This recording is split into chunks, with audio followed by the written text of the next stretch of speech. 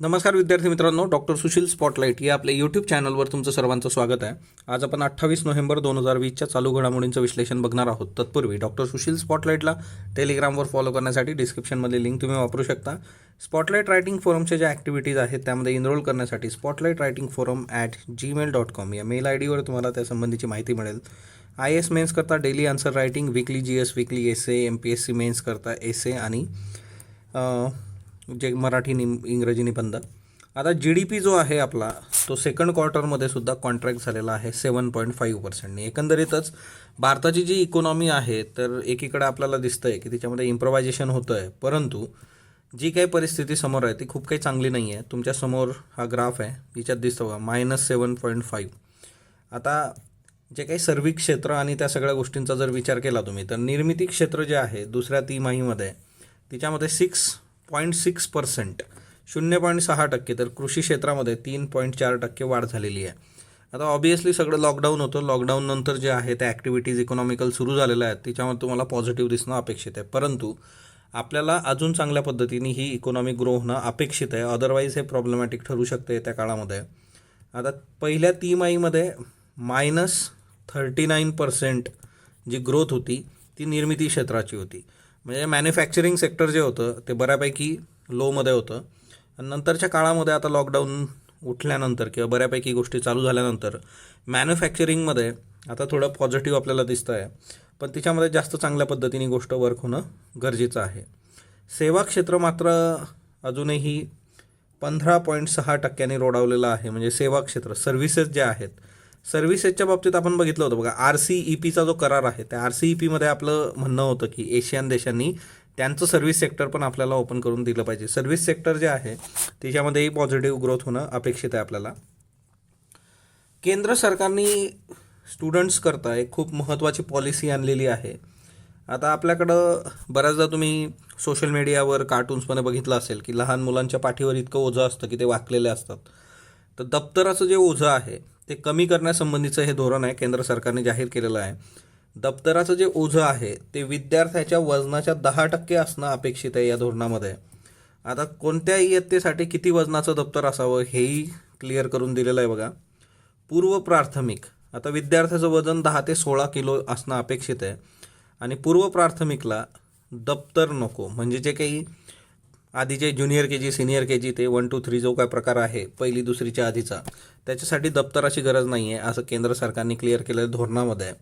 पहिली दुसरी 16 ते 22 किलो वजन आणि त्याचं 10% करत जायचं, मग 1.6 to 2.2. तिसरी ते पाचवी 17 ते 25, 6वी ते 7वी 20 ते 30 किलो वजन, 8वी 25 ते 40, 9वी 10वी 25 ते 45 आणि 11वी 12वी जे आहे ते 35 ते 50. याचं 10% तुम्हाला समोर दिसेल, कारण धोरणातच म्हटलेलं आहे वजनाच्या 10%. आता आज द हिंदूला एक मॉल न्यूट्रिशन संबंधीचं पण आर्टिकल आहे, ते पण आपण बघणार आहोत की भारतात स्टंटिंग वेस्टिंग जे काही आहे, म्हणजे हे जे वजन प्रॉपर नसलं तर त्याला आपण वेस्टिंग म्हणतो बघा. म्हणजे मसल जे आहे ते प्रॉपर डेव्हलप होत नाहीत आणि ॲक्च्युअल जे वजन अपेक्षित असतं त्याच्यापेक्षा ते कमी असतं. आता हे पाठ करायचं का आपण, तर काही इश्यू नाही आहे, पाठ वगैरे करायची गरज नाही. पण एक आहे की हे बेसिक लक्षात ठेवा, विद्यार्थ्याच्या वजनाच्या केवळ 10%च भार असणं अपेक्षित आहे. दुसरा जो मुद्दा आहे की चाकं असलेली दप्तरं नको आहे. आता ज्या दप्तरांना चाकं वगैरे असतात तर तिच्यामुळे काय होतं की त्याचं वजन अजून वाढतं दप्तराचं. म्हणून दप्तराचं जे वजन आहे ते मुळात कमी करण्याचा आपण कल ह्या पॉलिसीमध्ये आहे. म्हणजे एकतर कमी वजनाचं जे कापड असेल किंवा साहित्य असेल ते वापरूनच तयार केलेलं दप्तर विद्यार्थ्याला दिलं पाहिजे. दोन्ही खांद्यावर लावता येतील असे मऊ पट्टे असणारी दप्तरं असावी. बऱ्याचदा काय होतं, जर ओझं खूप जास्त असेल तर त्या केसमध्ये खांद्यांवर त्याचे वळ पडतात बघा लहान मुलांच्या, आणि पाठीवर जे दप्तराचं वजन जे आहे ते पण कमी करायचं. आणि ते जर वजन जास्त आलं तर लोक चाकं असलेली दप्तरं वापरतात, पालक आणि विद्यार्थी.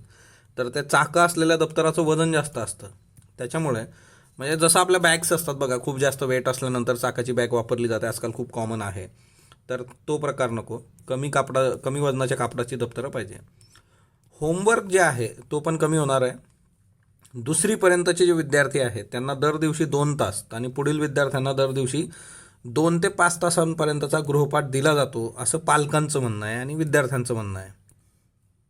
ही बाब लक्षात घेता कुठल्या स्टँडर्डसाठी किती होमवर्क दिला पाहिजे तेही केंद्र सरकारच्या धोरणात देण्यात आलेलं आहे. मग याच्यामध्ये जे पूर्व प्राथमिक किंवा दुसरीचे विद्यार्थी आहेत त्यांना गृहपाठ देऊ नये असं स्पष्टपणे सांगण्यात आलेलं आहे. म्हणजे दुसरीपर्यंत गृहपाठ नसणार आहे. 3री ते 5वी विद्यार्थ्यांसाठी आठवड्याला 2 तासापर्यंत, 6वी ते 8वी 5 ते 6 तास आणि 9वी ते 12वीच्या विद्यार्थ्यांना 10 ते 12 तासांचा गृहपाठ असावा असं म्हणण्यात आलेलं आहे. म्हणजे दुसरीपर्यंत गृहपाठ नसणार आहे. आता याचा मसुदा काय आहे धोरणाचा, तर पूर्व प्राथमिक वर्गाची शाळा जी आहे ती शक्यतोवर दप्तराविना असावी. आपण बघितलं पूर्व प्राथमिकला दप्तर नाही, 1ली 2रीपासून ठीक आहे. 1ली 2रीसाठी 1 वही, 3री 5वीसाठी वर्गातील अभ्यासासाठी गृहपाठाच्या 2 वह्या असतील. म्हणजे 1ली 2री यांना एकच वही आणि त्याच्यानंतर 3री 4थी 5वी यांना 2 वह्या. आता तुम्हाला जर आठवत असेल शाळेत तर ते पहिल्याच दिवशी प्रत्येक विषयाला एक एक एक एक वही असं सगळं. 6वीपासून पुढच्या वर्गातली जी मुलं आहेत त्यांना सुटे कागद आणण्याची परवानगी द्यावी. हा खूप भारी उपक्रम असतो. जसं बऱ्याचदा आपण आपल्या क्लासेसमध्ये पण स्पर्धा परीक्षेचे वापरतो. हे साधे आपले जे काही कागद असतात A4 साईजचे ते वापरायचे आणि नंतर जसं जसं शिकवलं जाईल ते त्या सिलेबसनुसार लावून त्याला स्पायरल करू शकता किंवा तुम्ही त्याला वापरू शकता सरळ टाचपिन लावून. मग आता ते कागद कसे संकलित करायचे ते पण शिकवायचं विद्यार्थ्यांना. म्हणजे अधिक वह्या पुस्तकं आणावी लागणार नाहीत असं वेळापत्रक असावं. जास्तीच्या वह्या पुस्तकं आणायची गरज नाही. पाठ्यपुस्तक एकत्रित वापरण्याची किंवा एकमेकात देवाणघेवाण करण्याची मुभा विद्यार्थ्यांना द्यावी. म्हणजे तुम्ही एकमेकांमध्ये जर केलं, म्हणजे फॉर एक्झाम्पल एका बेंचवर तसं पण बघितलं 2 विद्यार्थी असतात, एक पुस्तक त्यांनी शेअर केलं तरी चालेल, हा ना. मग तिच्यावर प्रत्येक पाठ्यपुस्तकावर त्याचं वजन पण छापलं गेलं पाहिजे आणि वजन लक्षात घेऊन शाळांनी वेळापत्रक निश्चित करावे. आता खरं तर हे प्रॅक्टिकली किती हे होणार आहे तोच मोठा प्रश्न आहे की पार पुस्तकावर वजन आणि त्या वजनानुसार वेळापत्रक, हा ना. शाळांचं आयुष्य सगळं वेळापत्रकातच जाणार आहे याच्यानंतर. आणि शिक्षकांनी वारंवार विद्यार्थ्यांचं दप्तर तपासावं. आर्टिकल 21वर गदा येऊ शकते. सो शिक्षकांनी वारंवार विद्यार्थ्यांचं दप्तर तपासणं हेही या पॉलिसीमध्ये आहे. सो बेसिकली विद्यार्थ्यांच्या पाठीवरील दप्तराचा वजनाचा जो विषय आहे तो सातत्याने चर्चेत होता. मग याच्यामध्ये वह्या, पुस्तकं, डबा, पाण्याची बाटली, प्रकल्प, अभ्यासपूरक साहित्य, खेळासाठी स्वतंत्र गणवेश अशा कितीतरी गोष्टींनी हे दप्तर भरलेलं राहायचं आणि प्लस त्या विद्यार्थ्याचं आर्टिकल 21 जे काय असेल ते पण तिच्यामध्ये आहे. सो या दप्तराचं वजन कमी करण्याबद्दल न्यायालयात याचिका पण होती आणि केंद्र सरकारचं धोरण 2018मध्ये आलं होतं. त्याच्यासाठी या धोरणासाठी 2018मध्ये केंद्र सरकारने एक समिती पण नेमली होती आणि तिच्यातून हे आलेलं आहे. हे जे समित्या हा प्रकरण आहे लॉर्ड कर्झनच्या काळात बरंच वाढलं होतं. हे ब्रिटिशांची देणगी आहे आपल्याला आणि हे खूप प्रॅक्टिकल विचार शक्यतोवरच करतात. आज शनिवार आहे, पुस्तकं कुठली महत्त्वाची न्यूजमध्ये आलेली आहेत बघा. 1 वर्ष झालेलं आहे महाआघाडीच्या सरकारला महाराष्ट्रामध्ये. मागच्या वर्षाची सकाळ तुम्ही विसरला नसाल म्हणजे नक्कीच महाराष्ट्र कधी विसरणार नाही. आणि त्याच्यामुळे ते जे 36 दिवस होते ज्या दिवसामध्ये सत्ता केंद्र आपल्या ताब्यात राहावं याच्यासाठी प्रत्येकाने रस्सीखेच केली होती, त्यात हिच्यावर 3-4 पुस्तकं आलेली आहेत बघा. 36 days, a political chronicle of ambition, deception, trust and betrayal. तर हे कमलेश सुतार यांचं पुस्तक आहे.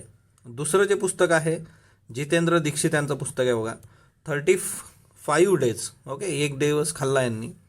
How politics in Maharashtra change for ever in 2019, Jitendra Dixit यांचं पुस्तक आहे.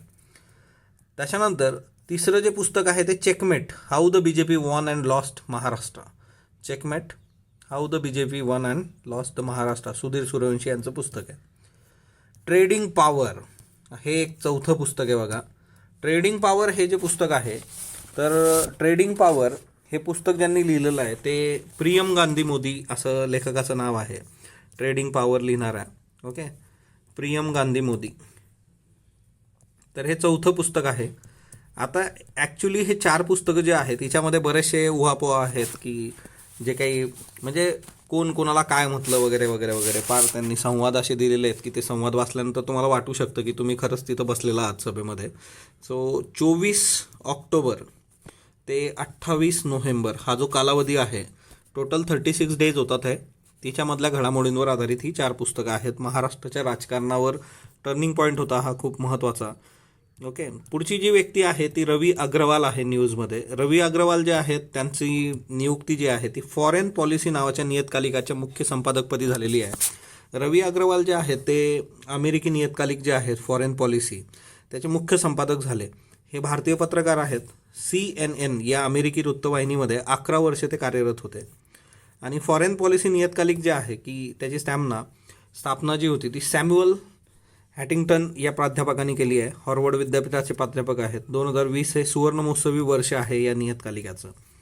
त्याच्यानंतर GMRTला IEEE माइलस्टोन पुरस्कार मिळालेला आहे. म्हणजे रेडिओ खगोलशास्त्रामध्ये मोलाचं योगदान देणारं जे काही जायंट मीटर वेव्ह टेलिस्कोप आहे, रेडिओ टेलिस्कोप GMRT खोदड पुणे येथे आहे. त्या रेडिओ दुर्बिणीला जागतिक सन्मान प्राप्त झालेला आहे. त्याचं नाव आहे IEEE माइलस्टोन. जागतिक स्तरावर कार्यरत असणाऱ्या इन्स्टिट्यूटचा जर तुम्ही विचार केला तर institute of electrical and electronics engineers IEEE या संस्थेने GMRTला IEEE माइलस्टोननी सन्मानित केलं. भारतातील हा आजवरचा तिसरा IEEE माइलस्टोन आहे. याच्या आधीचे 2 माइलस्टोन भारतातले जर तुम्ही बघितले तर 1895मध्ये JC बोस यांनी रेडिओ लहरींबद्दल जे संशोधन केलं होतं त्याला माइलस्टोन मिळाला होता. आणि 1928मधलं CV रमन यांचं जे नोबेल विजेते शोध आहे त्याला 2012मध्ये माइलस्टोन मिळाला होता. सो भारतात आतापर्यंत 3 माइलस्टोन हे झालेले आहेत. एकंदर जगाचा विचार जर तुम्ही केला तर जागतिक स्तरावर मानवतेसाठी लाभदायी ठरणाऱ्या विज्ञान आणि अभियांत्रिकीतील आधुनिक तंत्रज्ञानाची दखल IEEEद्वारे घेतली जाते. IEEE जी आहे तिने वैज्ञानिक आणि अभियांत्रिकी योगदानासाठी जवळपास जगभरात 212 तांत्रिक प्रणालींना माइलस्टोन म्हणून पुरस्कार दिलेले आहेत. याच्यामध्ये सर्वात जास्त अमेरिका आणि युरोपमधले आहेत. भारतात 3 आहेत ते तुम्हाला सांगितले. तुम्ही काल सोशल मीडियावर एक न्यूज बघितली असेल, फोटो बघितले असतील की UP गव्हर्नमेंट हॉस्पिटलमध्ये एका मुलीची डेड बॉडी होती आणि त्याला एक कुत्रा खात होता. तर एकंदरीतच जी काही हेल्थ सिस्टीम आहे त्याच्या संबंधीची हे एक एक्झाम्पल किंवा केस स्टडी तुम्ही बघू शकता भारतातली. कोविड-19ने आपल्या हेल्थ सिस्टीमचे बरेचसे जे काही लूप होल्स आहेत ते समोर आणलेले आहेत. त्याच्यामध्ये की कशा पद्धतीने गव्हर्नमेंट हॉस्पिटल्स वर्क होतात किंवा प्रायव्हेट हॉस्पिटलमध्ये त्यातल्या त्यात थोडंफार बरी कंडिशन आहे, पण ज्या पद्धतीने गोष्टी वर्क होतात तर ह्या व्हायला नको. तर हे एक्झाम्पल्स आहेत, हे एसेसाठी खूप महत्त्वाचे आहेत बघा. त्याच्यानंतर ऑलिम्पिक जे आहे ते पुढच्या वर्षी 23 जुलैपासून सुरू होईल. मग त्याच्या आधीच वेगवेगळ्या 18 स्पर्धांचं आयोजन होणार आहे ना. आणि हॉस्पिटलच्या बाबतीमध्ये जशी ही एक केस स्टडी आहे तसं दुसरं जे आहे की गुजरातमध्ये काल ICUमध्ये आहे ना 5+1 असे एकूण 6 लोक त्यांचं जे काही ICUमध्ये आग लागली होती तिच्यात निधन झालं. सो बेसिकली गोष्ट एकदम सिंपल आहे. तुम्हाला UPSC मेन्समध्ये हे प्रश्न विचारले जातात की ट्रेनच्या बाबतीत विचारला जातो की फायर जर झाली बाबा तर तसं हॉस्पिटलच्या बाबतीत आहे. कोचिंग क्लासच्या बाबतीत लास्ट इयर एक इश्यू झाला होता. तर ह्या सगळ्या गोष्टी फार महत्त्वाच्या आहेत बघा. त्याच्यानंतर नेक्स्ट वन, नागालँडनी डॉग मीटवर बॅन आणला होता बघा. त्याच्यावर आता स्टे आणलेला आहे हायकोर्टाने, कारण बरेचसे ट्रेडर्स जे आहेत ते कोर्टात गेले होते हायकोर्टामध्ये. तर डॉग मीट जे आहे तर ते नागालँडमधल्या 2 नॉर्थ ईस्टर्न स्टेटचा जर तुम्ही विचार केला तर एक मिझोराम आहे, दुसरं नागालँड. तर इथं ज्या काही कम्युनिटीज आहेत तर त्याच्यामध्ये ते खूप पॉप्युलर आहे डॉग मीट. जसं आपल्याकडे चिकन मटन असतं त्या पद्धतीने तिकडे डॉग मीट आहे. आणि दुसरा जो मुद्दा आहे की मिझोरामनी सुद्धा डॉग मीट बॅन केलं होतं. आणि याचं सगळ्यात बेसिक जे होतं की सध्याचं कोविड-19 आणि त्या सगळ्या गोष्टी, पण आता त्याच्यामध्ये बरेचशी लोक कोर्टात गेलेली आहेत. पण तुम्ही हे ऑलरेडी आपण कव्हर केलं होतं नागालँड मिझोराम, तर जस्ट लक्षात ठेवा. द हिंदूमध्ये इंडियाज मॅलन्यूट्रिशन, भारतातलं जे कुपोषण आहे त्यासंबंधीचं हे आर्टिकल आहे. या आर्टिकलमधले बेसिक गोष्टी ज्या आहेत की एकंदरीतच त्यांनी बरेचसे रिपोर्ट वगैरे दिलेले आहेत की भारतातली परिस्थिती. सोल्युशन काय सांगतात हे? सोल्युशन म्हणजे काय की इमिडिएट युनिव्हर्सलायझेशन ऑफ PDS, हे जे पब्लिक डिस्ट्रीब्युशन सिस्टीम आहे फूडच्या बाबतीमध्ये, किंवा नॅशनल फूड सिक्युरिटी मिशन जे आहे, नॅशनल फूड सिक्युरिटी मिशन, तर याचं युनिव्हर्सलायझेशन झालं पाहिजे. हा एक बेसिक मुद्दा आहे. Distribution of quality food item, तर जी गुणवत्ता आहे फूड आयटमची तीही महत्त्वाची आहे. आणि तिसरं आहे की कम्युनिटी किचन्स जे आहेत तर ते कम्युनिटी किचन्स पण आपण चालवले पाहिजे. जर कम्युनिटी किचनचं चांगलं एक्झाम्पल काय ना, लंगर असतं बघा. म्हणजे तुम्ही गोल्डन टेम्पल अमृतसरमध्ये जा, नॉर्थमध्ये लंगर ही जी कन्सेप्ट आहे ती खूप पॉप्युलर आहे. सो कम्युनिटी किचन्स जे आहेत ते जर चालवले तर तिच्यामधून ज्या लोकांना अन्नधान्य किंवा डेली नीड्स ज्या आहेत की त्यांची बेसिक नीड्स कंप्लीट होत नाही आहे तर त्यांच्यासाठी ते बून्स ठरू शकतं. आणि एकंदरीतच ज्या काही पॉलिसीज आहेत त्या पॉलिसीमध्ये या बेसिक गोष्टींवर फोकस करणं आपण गरजेचं आहे. या वर्षाचं जे नोबेल प्राईज आहे ते वर्ल्ड फूड प्रोग्रामला गेलेलं आहे. कारण वर्ल्ड फूड प्रोग्रामचं कोविड-19 आणि त्या सगळ्या याच्यातलं जे काही हे होतं, तर बेसिक जे होतं ते की फूडवर बऱ्यापैकी कन्सर्न होता. आपल्याकडे मायग्रेटरी जे काही लेबर्स होते, मायग्रेशन ऑफ लेबर्स, आणि त्याच्यामध्ये फूडचा मेजर इश्यू होता. सो ह्या गोष्टी जरा लक्षात ठेवा. पण मालन्यूट्रिशनवर ऑलरेडी आपण बरंचसं चर्चा केलेली आहे. वेस्टिंग, स्टंटिंग, है ना, तर ते भारतामध्ये वाढत चाललेलं आहे, है ना. त्याच्यासाठी आपल्याला ते प्रमाण कमी कमी करत जायचं आहे. म्हणजे भारतामध्ये पण जर तुम्ही बघितलं की एकंदरीतच की जे काही अंडर नरिशमेंट आहे की कुपोषण आहे, तर ते 2000 ते 2018 हा जो कालावधी आहे, म्हणजे 2001 ते 2018 या कालावधीत जवळपास 24% कमी झालेलं आहे. पण जर भारताचे शेजारी राष्ट्र तुम्ही बघितलं तर तिथं हे प्रमाण जास्त आहे. म्हणजे त्यांची जी काही ग्रोथ आहे इन केस ऑफ न्यूट्रिशन ती चांगली आहे. त्याच्यानंतर नॉक्टिल्युका स्किंटिलान्स हे एक सी स्पार्कल असं याला म्हटलं जातं बघा. आता कर्नाटका कोस्ट जो आहे तर तिथे हे मायक्रोस्कोपिक अल्गा जे आहेत, है ना, तर ते आहेत नॉक्टिल्युका स्किंक्टस. आता सी स्पार्कल, कारण ते स्पार्क करतं बघा. काजवा असतो ना आपला, काजवा जसा असतो त्याच पद्धतीने हे स्पार्क करतात. आणि त्याच्यामुळे काय होतं की जे काही प्लँक्टॉन्स आहेत तर ते डिस्टर्ब होत आहेत, आणि समुद्रातली जी अन्न साखळी आहे, फूड चेन, ती पण डिस्टर्ब होते. म्हणजे फॉर एक्झाम्पल की ह्या सगळ्या ह्याच्यामुळे हे जे डायटोम्स वगैरे जे आहेत तर ते डिस्प्लेस होतात. कारण याचा जो प्रकाश आहे नॉक्टिल्युका स्किंक्टसचा, त्याच्यामुळे सगळी गडबड होते. आणि हा सगळा जो मुद्दा आहे की हे जे बायोल्युमिनिसेंट नॉक्टिल्युका स्किंक्टस बघा, स्पार्कल काय आहे, कारण हे बायोल्युमिनिसेंट आहे. काजवा जसा हे करतो तसं हे रात्री काय करतात, सी वॉटर जे आहे त्याला ब्राईट करून टाकतात. किंवा ऑब्व्हियसली ते समुद्राच्या पाण्यात आहे. कर्नाटकच्या समुद्रकिनारी ह्या गोष्टी दिसून आलेल्या आहेत. आणि याच्यासाठी एक गोष्ट लक्षात ठेवायची MCQला, की हे जे ल्युमिनिसन्स असतं किंवा काजवा जो चमकतो त्याच्यामागे काय असतं ना, की production and emission of light हे बाय लिव्हिंग ऑर्गॅनिझम. पण याचा बेस काय आहे, केमिकल रिॲक्शन होते. लाईट इमिटिंग मॉलिक्यूल असतो, इन्झाईम नाव लुसिफेरिन आणि लुसिफेरेज. ओके, सो ही केमिकल रिॲक्शन जी आहे लुसिफेरिन आणि लुसिफेरेज, त्याच्यामुळे काजव्यासारखे हे चमकतात. That is the thing. MCQसाठी हे एवढं एक लक्षात ठेवा. त्याच्यानंतर भारत व्हिएतनाममध्ये बायलॅटरल टॉक्स झालेले आहेत. आणि ऑब्व्हियसली याच्यामध्ये डिफेन्स इंडस्ट्री, त्याच्यानंतर capacity building, training, cooperation in United nations, peace keeping operations, तर या गोष्टींवर चर्चा झाली. तर असे बायलॅटरल टॉक्स आपले चालू असतात. आता ही एक व्यक्ती आहे बघा, लाल डुहोमा.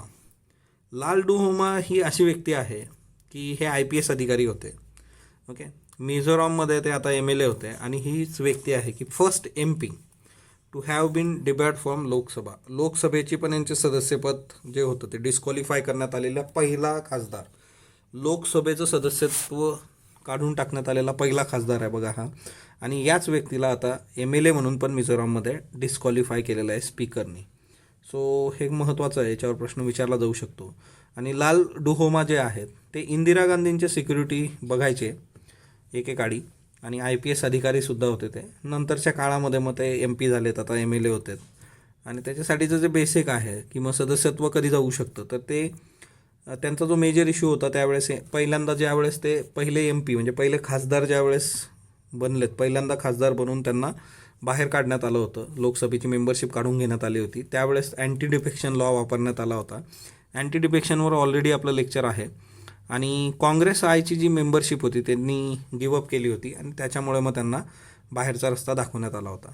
Okay, 1988 former police officer become the first MP to have been disqualified under anti defection law. आणि आता MLA म्हणून. सो ते एक लक्षात असू देत. वन डे आपण हरलेलो आहोत कालची, है ना. खूप काही चांगलं आपलं हे नाही आहे. फक्त कालची जी वन डे होती हा भारताचा चौथा एकदिवसीय सामना आहे. सलग चौथ्या सामन्यात पराभव आहे आपला. खरं तर असलं एकंदरीतच ही पूर्ण सिरीज झाल्यावर आपण त्याचं फायनल हे घेऊयात, व एक मॅचचं काही आपल्याला हे नाही आहे. डोनाल्ड ट्रम्प जे आहे त्यांनी व्हाईट हाऊस सोडण्यासंबंधी परत आता संशय वाढवलेला आहे. सुरुवातीला त्यांनी तो म्हटलं होतं की ठीक आहे, पराभव मान्य केला होता, पण त्यांचं असं म्हणणं आहे की हा सगळा जो घोटाळा आहे, निवडणूक हा मोठा घोटाळा, त्याच्यामुळे बघू येत्या काळामध्ये काही पेच अजून निर्माण होतात का. डिएगो मॅराडोनाबाबत बिनचूक विधान निवडा. द गोल्डन बॉय असं संबोधलं जातो. बरोबर. 1986चा फुटबॉल विश्वचषक एकट्याच्या जीवावर इंग्लंडला जिंकून दिला होता. अर्जेंटिनाला जिंकून दिला होता बघा. बऱ्याच लोकांनी याचं उत्तर जे आहे ते हे बरोबर म्हटलं होतं. तर इथे इंग्लंड नाही आहे, अर्जेंटिना हवं होतं. चुकीचं आहे. हँड ऑफ गॉड या आख्यायिकेसाठी प्रसिद्ध आहे. बरोबर आहे. 2000मध्ये फिफा प्लेअर ऑफ सेंचुरी पुरस्कार एकट्याने पटकवला होता. एकट्यानं नव्हता पटकवला, पेले बरोबर होता बघा, दोघांना मिळाला होता. सो दोनच स्टेटमेंट बरोबर आहे. अ आणि क असे दोन स्टेटमेंट बरोबर आहे. अहमद पटेल, भरूच लोकसभा मतदारसंघ सलग 3 वेळा प्रतिनिधी. बरोबर आहे. 1993 पासून सलग 5 वेळा राज्यसभा सदस्य होते. हेही बरोबर आहे. माजी पंतप्रधान राजीव गांधी यांचे संसदीय सचिव होते. हेही बरोबर आहे. कधीही मंत्रिपद घेतलेलं नाही आहे, पण राजीव गांधी यांचे संसदीय सचिव ते होते. सो अ ब क तिन्ही स्टेटमेंट योग्य आहेत. डॉक्टर गौरव शर्मा यांनी कोणत्या देशाच्या संसदेत सदस्य म्हणून संस्कृतमध्ये शपथ घेतली? तर न्यूझीलंडमध्ये घेतली आहे. महिलांना मोफत सॅनिटरी पॅड देणारा जगातला पहिला देश कुठला? स्कॉटलँड. 93व्या ऑस्कर पुरस्कारासाठी भारतातर्फे जल्लीकट्टू चित्रपटाची निवड झाली. बरोबर. ऑस्कर पुरस्कारासाठी जाणारा जल्लीकट्टू हा पहिला मल्याळी चित्रपट आहे? नाही. तर याचं स्टेटमेंट जे आहे फक्त एक योग्य आहे. ओके. डिएगो मॅराडोना निधनामुळे खालीलपैकी कोणत्या राज्याने दुखवटा जाहीर केला? केरळ, गोवा, महाराष्ट्र, मणिपूर. 2020 ते 2030 हे निरोगी वार्धक्यासाठीचं दशक म्हणून जागतिक आरोग्य संघटनेने जाहीर केले. 2015मध्ये निरोगी वृद्धत्व या विषयावर जपानमध्ये जागतिक परिषद झाली होती. फक्त अयोग्य, फक्त ब योग्य, दोन्ही योग्य, यापैकी नाही. खालीलपैकी कोणत्या अभयारण्यामध्ये वनरक्षक म्हणून काम करणारा भारतातील एकमेव महिला अधिकाऱ्यांचा चमू आहे? गीर, बोर, नागार्जुन, श्रीशैलम, रेहेकुरी. भारतीय संगणक प्रणाली उद्योगाचे पितामह कोणाला संबोधलं जातं? कृष्णमूर्ती, फकीरचंद कोहली, अनिल अंबानी, जी चंद्रशेखर. जल्लीकट्टू खेळाचे संदर्भ संगम साहित्यात सापडतात. जल्लीकट्टू खेळात आता विदेशी प्रजातीचे बैल वापरले जातात. फक्त अयोग्य, ब योग्य, दोन्ही योग्य, यापैकी नाही. याचे उत्तर तुम्ही कमेंट बॉक्समध्ये देणार आहात. स्पॉटलाईटला जो तुम्ही प्रतिसाद देता त्याबद्दल मी आपला आभारी आहे. स्पॉटलाईटला लाईक करा, शेअर करा, सबस्क्राईब करा. धन्यवाद विद्यार्थी मित्रांनो.